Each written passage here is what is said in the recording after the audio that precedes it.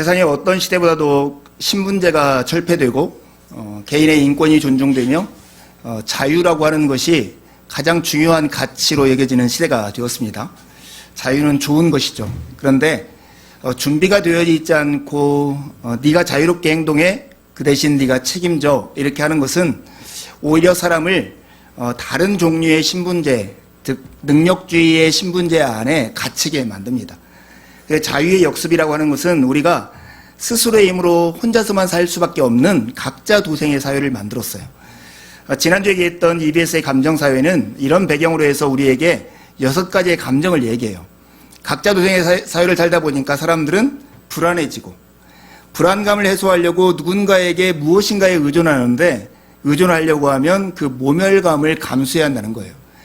모멸감을 감수하다 보면 너무 지쳐서 절망감과 좌절감에 빠지고, 좀 더 시간이 지나면 스스로를 고립하고 나는 내게 문제가 있어 라고 하는 죄책감에 빠지게 된다고 하는 것입니다. 지난주 우리는 시편 62편을 가지고 불안에 대한 이야기를 했습니다. 오늘은 그 불안이 생산해내는 그 모멸감에 대한 이야기를 말씀을 통해서 어떻게 우리가 대처해야 할 것인가, 어떻게 이 모멸감으로부터 우리의 마음을 지킬 것인가, 어떻게 우리의 마음을 새롭게 할 것인가를 같이 고민하며 나누려고 합니다. 불안이 낳은 모멸감으로부터 자유롭게 된, 구원받은 한 사람의 고백이 오늘 시편 34편의 시입니다. 다윗은 이 시편을 하나님을 향해서 찬양하고 다른 사람을 향해서 찬양하라고 권하는 이야기로 이것을 시작합니다. 내 영혼이 여호와를 자랑할 것이다. 여러분, 이 찬양이라고 하는 것은 어떤 사람이 가치 있는 것을 발견하면 자연스럽게 나오는 행동이에요. 진국 설렁탕에 가서 설렁탕을 먹었는데 그냥 묻지 않아도 와, 너무 맛있네, 너무 맛있네 이렇게 말하게 되고, 그 가치 있는 것을 만나면 자랑할 뿐만 아니라 누군가에게 권하게 돼. 창훈 형제, 야 다음 주에 가서 진국 설렁탕 먹어봐라, 진짜 맛있다, 이렇게 권하게 된다는 거예요. 가치로운 것을 만나면 자랑하고 그것을 권하게 되는데, 오늘 다윗이 그러는 거예요. 모멸감으로부터 해방된 다윗은 하나님을 찬양할 뿐만 아니라 그 하나님의 선하심을 너도 맛보아 보라고 다른 사람한테 권하는 것이 오늘 시편의 내용이에요. 여러분, 누군가가 자랑하는 얘기를 들으면 기분이 좋아요, 싫어요? 열의 아홉은 싫죠. 나 이번에 새로운 차 샀다, 나 휴대폰 바꿨다, 이런 얘기를 들으면 우리의 마음이 좋은 게 아니라 쟤는 저걸 사는데 나는 뭐야 라고 하는 불안감과 실패감이 내 마음 가운데 오기 마련이에요. 누군가의 자랑을 들으면 내가 기분이 좋아지는 게 아니라 오히려 그 자랑 때문에 내가 불안해지는 것이 일반적인 모습입니다. 그런데 오늘 다윗은 내 영혼이 여호와를 자랑할 것인데 그 자랑의 결과가 어떻게 나올 것인가 이렇게 기대하고 있어요. 곤고한 자들이 이를 듣고 기뻐할 것이래요. 이게 색다른 자랑이죠. 우리가 남들이 할 수 없는 차를 샀어, 휴대폰을 바꿨어, 이런 자랑은 그 사람만 가질 수 있는 것이기 때문에 우리에게 실패한 감정을 줘요. 그런데 누구에게나 열려있는 그 기쁜 소식들이 있어요. 혹시 가난해가지고 유가 재난지원금을 받으신 분 계실지 모르겠는데 제가 받았습니다. 유가 재난지원금을 국가에서 준다, 이런 소문이 왔어요. 근데 그것은 A만 받는 게 아니라 나도 받는 거예요. 그가 받았다고 자랑하는 그 얘기는 나에게도 기쁜 소식이 되는 거예요. 이런 소식들이 있어요. 오늘 다윗이 하는 이 자랑은 자기만 누릴 수 있는 어떤 특권에 대한 자랑이나 찬양이 아니라 이 소식을 듣는 모든 사람이 이렇게 할 수 있는 자랑이에요. 그래서 특별히 이것이 없어서 곤고한 사람들, 그런 사람들이 이를 듣고 기뻐할 것이라고 기대하고 있어요. 복음의 위대함이 이거예요. 하나님이 예수 그리스도 안에서 우리를 위해서 행하신 일의 크심이 이거예요. 그것은 어떻게 잘나고 특별하고 지혜롭고 부유하고 지식이 있는 어떤 사람들에게만 주어진 소식이 아니라 차별 없이 그분을 찾는 모든 사람에게 주어지는 복된 소식이기 때문에 복음이라고 하는 거예요. 오늘 다윗이 전하는 이 소식도, 이 자랑도 복된 소식이에요. 그래 다윗이 이렇게 마음의 흥분에 차서 하나님께 찬양하고 고백하는 이유는 다윗이 처한 상황 때문이었잖아요. 오늘 시편의 이 표제에 보면 다윗이 아비멜렉 앞에서 미친 채 하다가 쫓겨나서 지은 시, 이렇게 되어 있어요. 아마 아비멜렉이라고 하는 뜻은 그 당시 가드라는 나라의 왕의 통칭일 거예요. 바로, 카이사르 이런 것처럼 왕의 통칭일 거고, 실제 그 나라의 왕의 이름은 아기스였습니다. 이게 사무엘상 21장에 나오는데요. 제가 한번 읽어보겠습니다. 그날에 다윗이 사울을 두려워하여 일어나 도망하여 가드왕 아기스에게로 가니 아기스의 신하들이 아기스에게 말하되 이는 그 땅의 왕 다윗이 아니니까 우리가 춤추며 이 사람의 일을 노래하여 이르되 사울이 죽인 자는 천천히요 다윗이 만만이로다 하지 아니하였노까 한지라. 다윗이 자기의 그 장인이었고 이스라엘의 초대 왕이었던 사울 왕의 추적을 피해서 10여 년 동안 계속 도망다니다가 더 이상 견딜 수가 없어서 이제 옆 나라, 이웃 나라로 망명을 하게 된 거예요. 망명하여 다급하게 간 나라가 어떤 나라냐면 가드라는 나라였어요. 근데 그 가드라는 나라에 그 유명한 인물이 하나 있는데 그 사람이 바로 골리앗이에요. 이 가드라는 나라는 골리앗의 나라였고 다윗이 이렇게 명성을 얻게 된 것은 골리앗을 죽였기 때문이에요. 자기도 허겁지겁 망명해서 간 나라인데 그 나라 사람들이 다윗을 기억하면서 하는 얘기예요. 사람들이 노래하더이다. 지금 왕인 사울이 죽인 사람은 천천히인데 다윗이 죽인 사람은 만만이다. 이런 얘기를 공개석상에서 이 얘기를 하는 거예요. 다윗이 어떻게 했어요? 엄청 두려웠던 거예요. 다윗이 이 말을 그의 마음에 두고 가드왕 아기스를 심히 두려워해서 어떻게 행동하냐면요. 그들 앞에서 그의 행동을 변하여 미친 채 하고 대문짝을 극적거리며 침을 수염에 흘리매. 상상해봐요. 죽을 위기가 되니까 미친 척을 하면서 대문짝을 팍팍 긁고 침을 이렇게 수염에서 이렇게 흘리고 있는 거예요. 누가 봐도 미친놈이죠. 이걸 보고 아기스라는 왕이 그의 신하에게 이르되 너희가 보거니와 이 사람이 미치광이로다. 어찌하여 그를 내게로 데려왔느냐? 내게 미치광이가 부족하여서 너희가 이 자를 데려다가 내 앞에 미친 짓을 하게 하느냐? 이렇게 하면서 쫓아버리는 거예요. 죽을 위기에서 미친 채 해가지고 구사일생으로 빠져나온 상태에서 지은 시가 오늘 이 시편 34편이라고요. 찬양할 만해요? 찬양할 만해요? 여러분, 찬양은 정말로 가치 있는 것들 앞에서 터져나오는 자연스러운 반응입니다. 다윗의 찬양은 지독한 모멸감의 골짜기에서 모멸감 속에서 하나님의 구원을 경험한 상태에서 부른 노래예요. 저 산 꼭대기 정상에서 하나님을 바라보며 부른 찬양이 아니라 가장 깊은 골짜기 절망적인 상황에서 나의 존재 가치가 아무것도 없다라고 여겨지는 그때에 하나님을 향해서 부른 노래예요. 모멸감이라고 하는 것의 모멸이라고 하는 말은 업신여길, 업신여길, 멸 이런 한자를 씁니다. 사람 가치로 인정되지 못하고 존재 가치를 인정받지 못하고 인간 이하의 취급을 받는 상태, 그게 바로 모멸감을 느끼는 상태이죠. 여러분도 그런 경험을 한 적 있습니까? 요즘 한국 사회에서 되게 인기 있었던 드라마가 그 모자무사라고 하는 드라마가 있었습니다. 모든 사람이 자신의 무가치함과 싸우고 있다. 이런 제목의 드라마인데 이 드라마가 한국 사회에서 흥행을 하고 공감을 했다는 것은 이 무거운 드라마가 사람들의 감정과 공감을 일으켰다는 거예요. 모든 사람이 자신의 존재 가치를 인정받기 위해서 그 모멸감으로부터 자유롭게 하기 위해서 무엇인가를 애쓰면서 살아가고 있는 거죠. 그 드라마 속 황동만은 쉬지 않고 말을 하고 누군가를 비하하죠. 그걸 통해서 나 여기 있다. 이것을 증명해내고 싶었던 것이 그 드라마 속 주인공이에요. 나중에 이 드라마 속 주인공이 어떻게 그 모멸감으로부터 해방되고 자기의 존재 가치를 확인하냐면 자신을 인정하는 한 사람 때문에 그래요. 변은하라고 하는 한 인물이 밑도 끝도 없이 믿어주고 이유 없이 사랑해주는 거예요. 그것 때문에 그가 모멸감으로부터 해방되는 것을 이 드라마를 통해서 그려줍니다. 여러분, 모멸감이라고 하는 것, 누군가가 나를 모멸할 때 느끼는 감정이죠. 그런데 누군가가 나를 모멸하는 것은 내가 막을 수는 없어요. 그 사람의 성격이고 그 사람의 자유이고 그 사람의 행동이에요.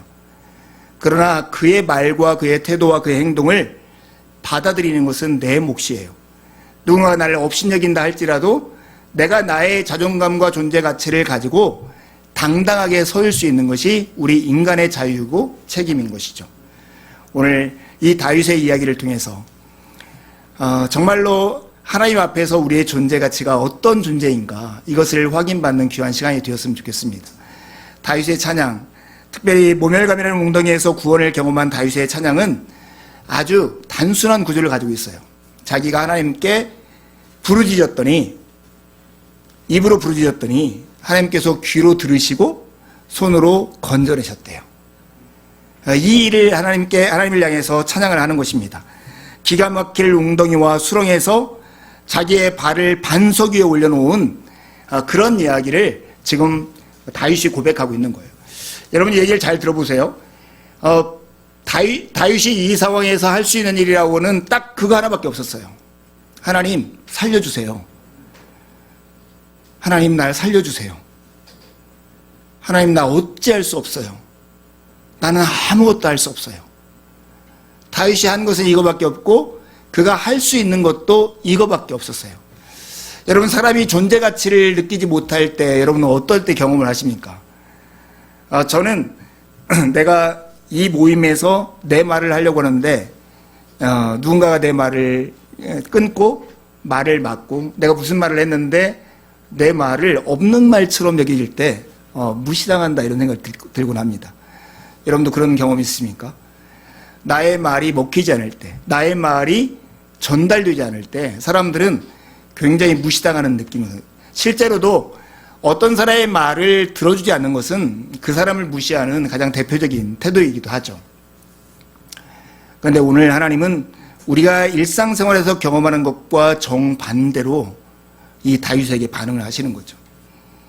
지금 미친 척하면서 대문짝을 박박 긁으면서 침을 수염에 이렇게 흘러내리고 있는 다윗이 속마음으로는 지금까지 자기가 했던 어떤 목소리보다 큰 목소리로 하나님께 부르짖고 있는 것이죠.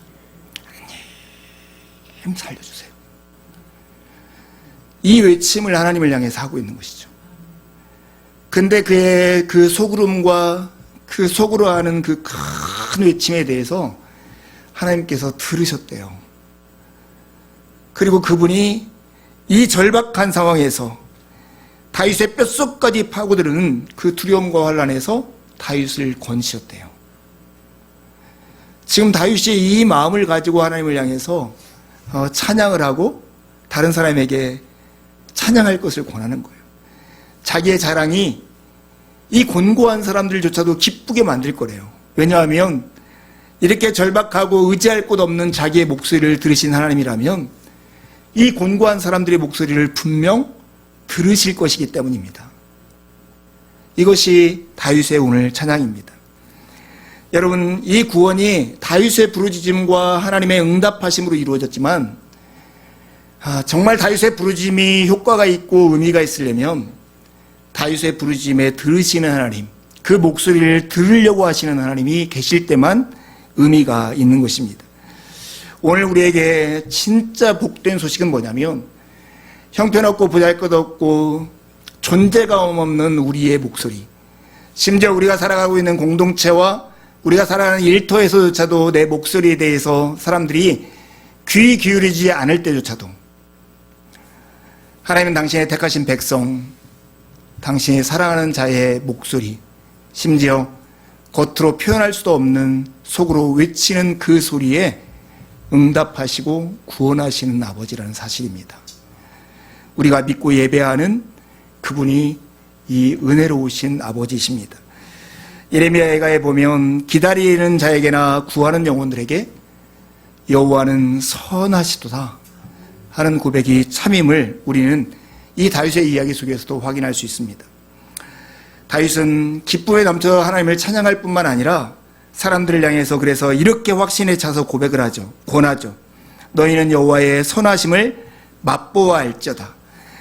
다윗은 그 하나님의 선하심에 대한 입맛을 이미 알고 있었습니다. 극한의 자리에서 하나님을 피난처로 삼았고 그것이 얼마나 큰 복인지를 몸으로 겪어서 알았기 때문에 오늘 이렇게 자신 있게 이야기를 하는 것입니다.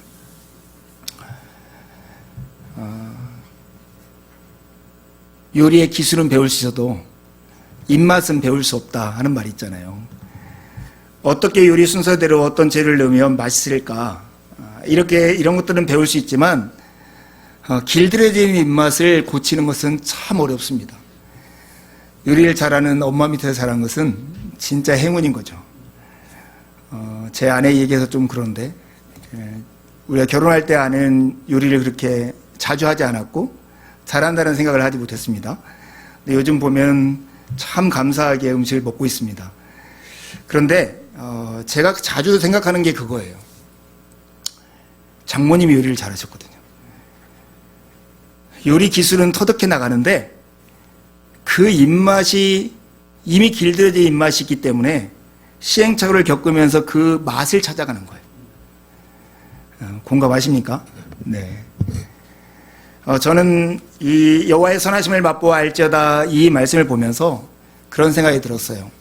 특별히 어린 자녀들을 둔 부모들, 그 부모들에게 어려서부터 아이들에게 하나님의 선하심이라는 입맛을 길들여주는 것보다 더 큰 유산은 없겠구나. 하나님이 참 좋으신 분이구나. 이것을 가정의 삶에서 경험을 통해서 알게 해주는 것보다 더 큰 유산은 없겠구나 하는 생각이 들었습니다. 아까 우리 설교에서 나눴던 것처럼 저는 사실은 고기를 전혀 먹지 않던 사람이었습니다. 군대 때조차도 그렇게 힘든 훈련을 받으면서도 고기를 먹지 않았습니다. 그런데 어느 날 그 고기의 맛을 본 다음에 지금은 주저하지 않고 고기를 먹는 사람이 되었어요. 우리가 살다 보면 때로 어렵고 힘겹고 고단한 세월들을 경험할 때가 있죠. 그런 시간들은 사실은 우리에게 굉장히 쓸모없는 시간이고 우리를 황폐하게 만드는 시간이라고 생각할 수도 있어요. 어느 정도 그럴 거예요. 하지만 그 시간이야말로 하나님을 찾을 수 있는 계기가 될 수 있는 시간이 될 수 있습니다. 정말 하나님이 어떻게 우리를 도우시는가에 하나님의 선하심을 맛볼 수 있는 그런 자리가 될 수도 있다고 하는 것입니다. 하나님이 우리에게 일어나는 그런 일들을 선하게 사용하시기를 간절히 원합니다. 그런데 하나님의 선하심이라고 하는 이 입맛을 길들이기 위해서 우리는 어떻게 해야 할까 하는 거예요. 오늘 9절과 10절에는 그 내용이 잘 나와 있어요. 여러분 9절과 10절에 있는 말씀을 같이 한번 한 목소리 읽어볼까요? 시작. 너희 성도들아 여호와를 경외하라. 그를 경외하는 자에게는 부족함이 없도다. 젊은 사자는 궁핍하여 줄일지라도 여호와를 찾는 자는 모든 좋은 곳에 부족함이 없으리로다. 하나님이 얼마나 성하신 분인가 하는 것을 깨달아 알기 위해서 우리가 해야 할 행동이 있다면 여호와를 경외하는 거라고요. 하나님을 경외하라고 하는 것에 대한 약속은 뭐냐면 부족함이 없을 거라 하는 거예요. 마치 하나님의 선하심을 맛볼 수 있는 큰 밥상이 우리에게 차려져 있어요. 그게 하나님의 약속이라고 하는 밥상이에요. 여호와를 경외하라. 그러면 부족함이 없을 것이다. 우리는 이 음식을 먹고 즐기면서 하나님이 얼마나 선하신 분인가에 대한 입맛을 우리의 몸속에 각인시킬 수가 있는 것입니다. 여호와를 경외하는 것이 무엇일까요? 오늘 11절에 14절에 여호와를 경외하는 것에 대해서 이렇게 쉽게 이 얘기를 해요. 여호와를 두려워하면서 섬긴다는 것은 악을 버리고 선을 행하며 화평을 위해서 힘 닿는 데까지 애쓰는 것. 그게 바로 여호와를 경외하는 법이라는 거예요. 여러분 이것을 좀 더 쉽게 얘기하면 이거예요. 여호와를 경외하는 자에게는 부족함이 없을 것이다. 어느 정도 부족함이 없냐면 젊은 사자가 궁핍하여 줄일지라도, 그러니까 제 힘으로 모든 것을 할 수 있는 그런 사람조차도 부족함이 있는 그런 상황에서조차도 여호와를 경외하는 자에게는 부족함이 없을 거래요. 여러분 부족함이 없을 거다 하면 떠오르는 말씀이 있어요? 여호와는 나의 목자시니 내게 부족함이 없으리로다. 여호와를 경외하는 것, 여호와를 찾는 것, 그분께 나아가는 것, 이것은 다른 말로 하면 여호와를 자신의 목자로 삼는 것입니다. 여호와를 당신의 자신의 목자로 삼는다는 것은 그분의 말씀이 내가 믿고 따라야 할 유일한 이야기고, 그분의 말씀을 믿고 따른다라고 하는 것은 악을 버리고 선을 행하고 그분이 원하는 화평을 추구하는 삶이라고 하는 것입니다. 여러분이 여호와를 경외하고 계십니까? 양이 목자를 따르듯 여호와 하나님을 따르고 있습니까? 그것이 바로 여호와를 경외하는 것입니다. 여호와를 경외한다라고 하는 것의 판정법은 내 속에 들려오는 수도 없이 많은 목소리 중에 가장 큰 볼륨이 어떤 것인가를 생각해 보면 됩니다. 하나님의 음성이 가장 큽니까? 하나님의 명령이 나에게 가장 무거운 소리로 들립니까? 그렇다면 우리가 여호와를 경외하는 삶을 살고 있는 것입니다. 여호와의 선하심을 맛보려면 그분을 경외해야 합니다. 경외란 사로잡히는 것, 압도되는 것입니다. 주님이 몸과 마음을 움직이는 가장 강력한 동기가 되는 태도, 그것이 바로 여호와를 경외하는 사람의 모습입니다. 소원하는 것이 있습니다. 맛있는 음식을 생각하면 입에 침이 고이는 것처럼 하나님과 하나님의 선하심을 생각하면 우리 마음속에 하나님께 기도하고 싶은 마음이 생기기를 간절히 원합니다. 그분을 찾고 싶은 갈망이 우리 마음 가운데 일어나는 그런 심령을 우리가 새로워지기를 간절히 바랍니다.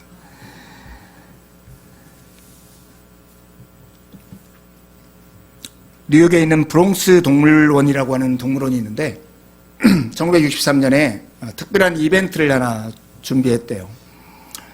동물원에 쭉 있는 동물 부스 하나에 부스를 하나 만들고 거기에는 이렇게 거울만 하나 크게 붙여놓은 거예요. 사람들이 이 부스에는 어떤 동물이 있을까 딱 앞에 서면 한 동물이 나타나는 거죠.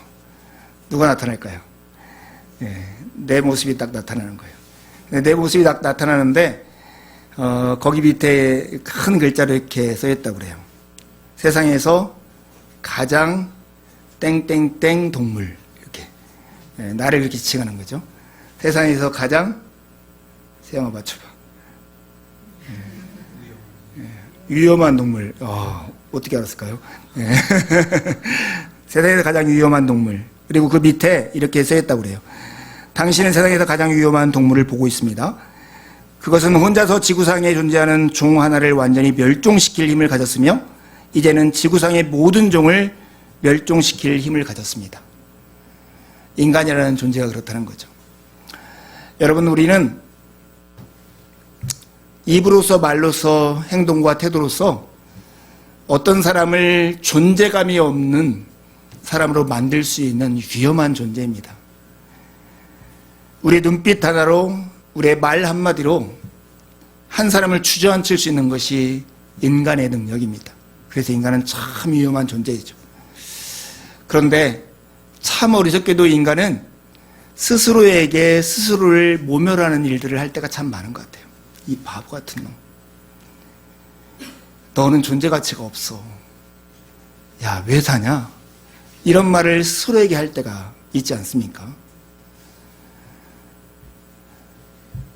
사랑하는 교회 여러분, 우리 눈에 우리가 그렇게 비춰지고 심지어 다른 사람들이 우리를 향해서 그렇게 말할 때조차도 여러분을 꼭 기억하십시오.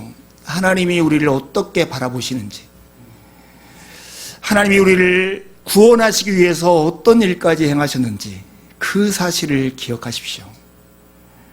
하나님의 은혜가 얼마나 넉넉하고 모자란 우리를 위해서 베푸시는 하나님의 사랑의 크기가 얼마나 큰가를 잊지 마십시오. 예수님께서 두로 지방에 갔을 때의 일입니다. 사람들에게 알려지지 않은 채 혼자 거하기 위해서 어떤 집에 있었는데 사람들이 몰려들었고 그 중에 한 사람이 예수님을 향해서 간절한 소원을 말하죠. 자기의 어린 딸이 귀신 들렸는데 자기 딸을 고쳐달라는 거예요.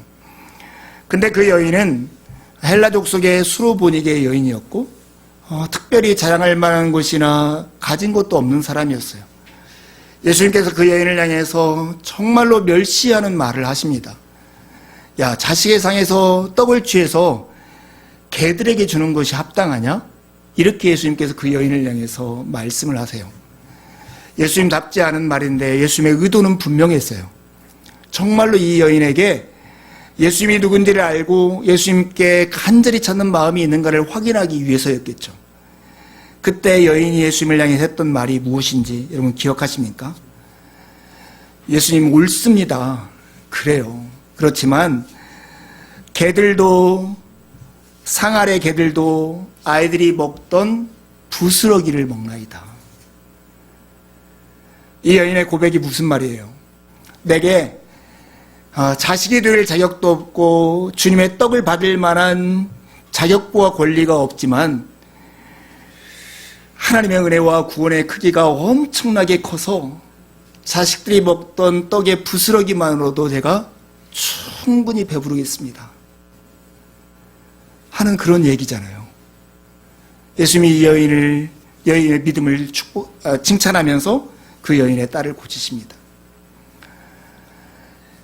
우리는 옆에 있는 어떤 사람이 좋은 직장에 갔다는 것만도 위대한 사람으로 보고, 비싼 아파트에 사는 것만으로 능력 있는 사람으로 보고, 값비싼 차를 타고 다니고 위대한 작품을 남겼다는 것만으로도 그가 대단한 사람으로 여기지만, 우리를 사랑하시는 하나님 아버지가 얼마나 크신 분인가에 대해서는 너무나 소홀한 것 같아요.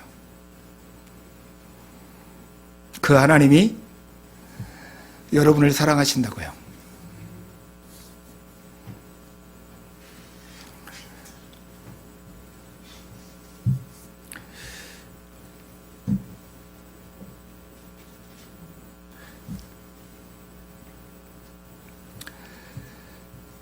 주님의 눈이 우리를 살피시고 그분의 귀는 우리의 부르짖음에 귀를 기울이시고 살려달라고 외치면 응답하시고 모든 재난에서 건져내시는 분이 우리 아버지시라고요.